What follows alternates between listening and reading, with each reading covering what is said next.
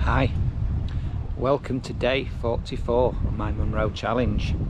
Big day today, and I bagged number 100 and number 101, so quite excited at that. I'm walking route number 45, which is the Bean A range. So Ben A, what a great choice I think for Munro number 100. So first Munro is Spidean Coire Clach, which is the peak of the Coire of Stone, and the second Munro is the biggest one of the range, Ruadh-stac, the big red stack. It's around about 7 to 8 hours, I understand, albeit it's only about a 10-mile circuit.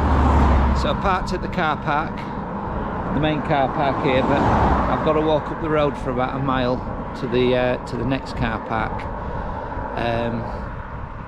and do the round so I can finish at my car. Wow, doesn't that look fantastic? Intimidating. So there we go, that's what's ahead of us. Well, I think the peaks are hidden at the minute. Fabulous. Even the road walk is intimidating. Well, so far it's a very good track. Looking ahead, it's only going to get steeper. And there's to get your head down and plod on, I think. I have to say, the path has been fantastic so far. It's wiggled a nest and zigzagged up the steep slope at a really nice gradient. But I suspect as we get higher up there, things are going to get a little bit steeper. Up to present, the path has been fabulous, and all of a sudden this last section, it has got ridiculously steep. But up until here, it's been really, really, really nice. See how steep it is now. Really steep, but hey ho, keep going. Just need to take a look back. This section was ridiculous, but good thing about steep climbs is you make it hike quickly. Some fabulous scenery. Look at that ridge line over there. Wow, I can see a cairn just up there, so I think I'm near the top of this steep section. Oh my god, how fantastic is this?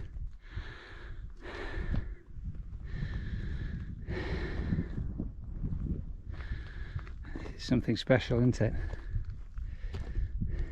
Oh my god, this is awesome. Right, this is a trig point at Ben A, but it's not actually the top.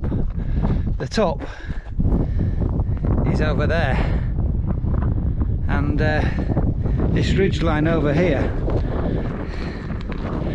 none of them are Munro, so I don't have to skirt that ridge line. What we do have to do is skirt this ridge line down here,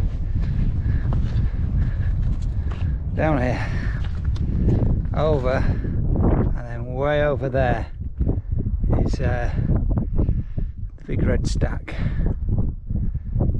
Then we've got to come back down, and the other side over there, there's a scree chute to descend down, which is a bit spectacular apparently. So here we are, Munro 100, Spidean Coire Clach, and what a Munro to pick. Look at this. Just bumped into another Munro bagger. Scared the living daylights out of me.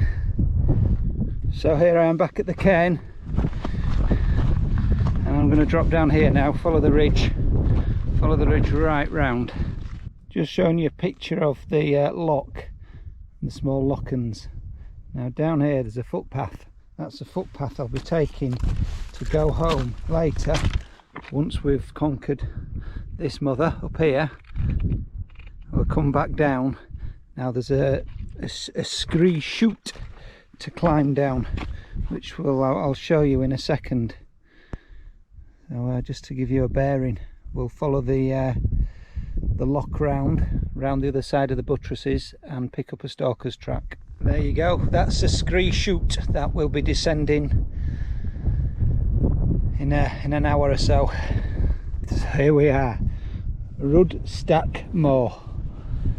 What a fabulous day. I've met some really interesting people. I've just been talking to a lady who's done 202 Munros. She's telling me about when she got airlifted off of the Fisherfield Round, which was really interesting. I'm sat down up here at the top behind the cairn, just grabbing a sandwich and looking across, and that mountain that you can see exactly across the other side of the loch is Slough. Just looking across, and I recognise the steep slope. We did Slough about a week ago, albeit in cloud, if you remember. So here we are, back at the chute. Oh dear, why do we do this to ourselves? Looks very, very tricky. Here we go, let's get down there. So got a bit of a scramble,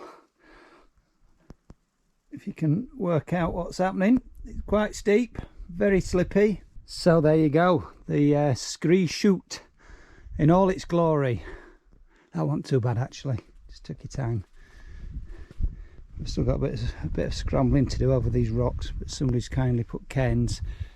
Just quickly looking back at the chute right in the distance, following on from the chute, you've got all these rocks and cliffs and boulders and to negotiate. There's no real path, just a case of working your way through to get to this this loch down here, which is where I'm fighting my way to. I've just spotted this slight path over here which I've made my way to, but there you go. So there should be a footpath beside the loch to the right of it, which will take us round to a stalker's track. When reading the guidebook last night, it suggested that this is one of the finest views in Scotland. Do you know what? It's pretty damn special, isn't it?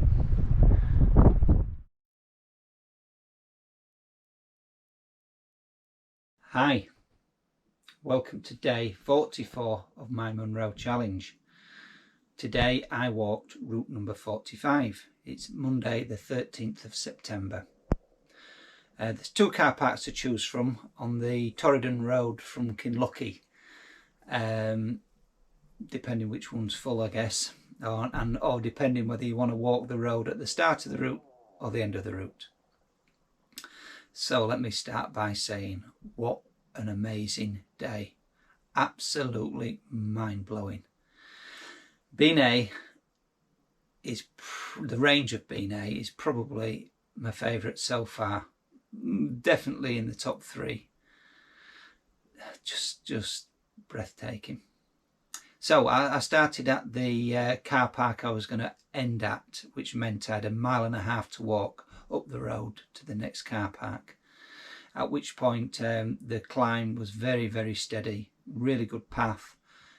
It made its ground at a really comfortable pace, zigzagging even through the steep bits. It zigzagged at such a nice gradient. It was great up until maybe 100 metres or so of ascent to go to the trig point, and it was brutal. It went up vertical. It was such a stiff climb for the last section, up to the trig point. Then once you're at the trig point, you've got to scramble onto Spidean, Coire, Clach. Hands, feet, a proper climb up onto the summit. Did I say that's my 100th Munro? Anyway, I'm sure I did. After which there was a very steady ridge walk, some ups and downs, nothing too strenuous, a bit rocky, easy going really. Particularly, there's a bypass path, meaning you don't have to go over one of the climbs, which was very nice. And once you got onto the climb up Ruadh-stac, it was glassy. It was a bit of rock, but not much. It was very, very steady away, very easy climb, particularly considering what we've just done. So Ruadh-stac Moor was very nice, very comfortable. Not as spectacular at all as the scramble up Spidean, Coire and Clach, which was my 100th Munro. So you make your way back to the chute, the scree chute, if you like, and head down it. It looks daunting, but actually if you stick to the right hand side of it, it's actually quite easy and comfortable to get down. Once you've got down there, you think it's going to be plain sailing across to the loch, but it's not. It's extremely rugged, extremely rocky. There's cliffs, there's boulders, there's all sorts to contend with to get across to the loch. But when you're there and you look at the backdrop, wow, the three buttresses were just awesome, breathtaking, even more breathtaking things on the same day. I just couldn't believe it. I got the impression a dragon or something was going to fly out of it from Lord of the Rings. You know, it was that spectacular. But then once you get round the loch and you hit the Stalker's Path, it's a bit of a slog actually. It's a tough path. It does descend, but it's very rocky, not easy going at all, and it just seemed to take an age to get back to the car. I have to say, if I was to do the route again, I would be tempted to do it in reverse. I think all the work and all the walking is done on that last bit up to the loch, and I think once you've got up the scree chute, it's far quicker to get back and easier to get back. That's just my opinion. So the day was 12.25 miles. It took me 7.5 hours, and there was 3,991 feet of climbing. So I need to show you my walking stick, which I've been etching. Now I've got 101 Munros etched onto it. So here we go, 101 Munros etched on my walking stick, my Munro bagged stick.